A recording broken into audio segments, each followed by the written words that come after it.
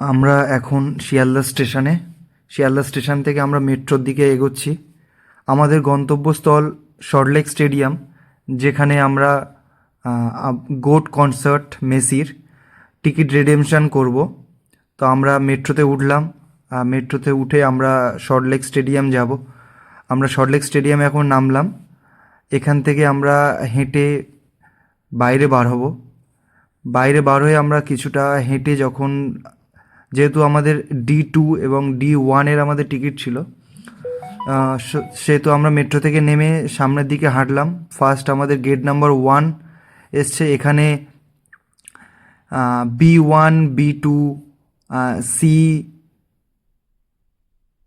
তারপরে HSBCর VIP lounge, এই যে টিকিট, যে এর র্যাম্পগুলো রয়েছে, সেই র্যাম্পগুলোর টিকিটগুলো এখান থেকে পাওয়া যাচ্ছে।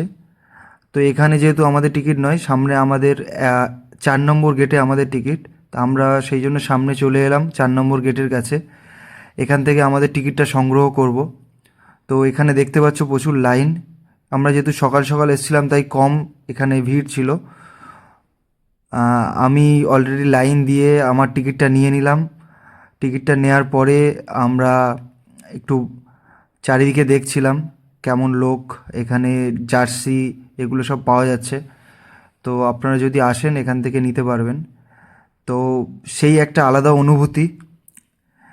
2011 পরে এবার মেসিকে দেখব সামনে থেকে, সেই আনন্দ নিয়ে আমরা টিকিট রিডিমশন করলাম।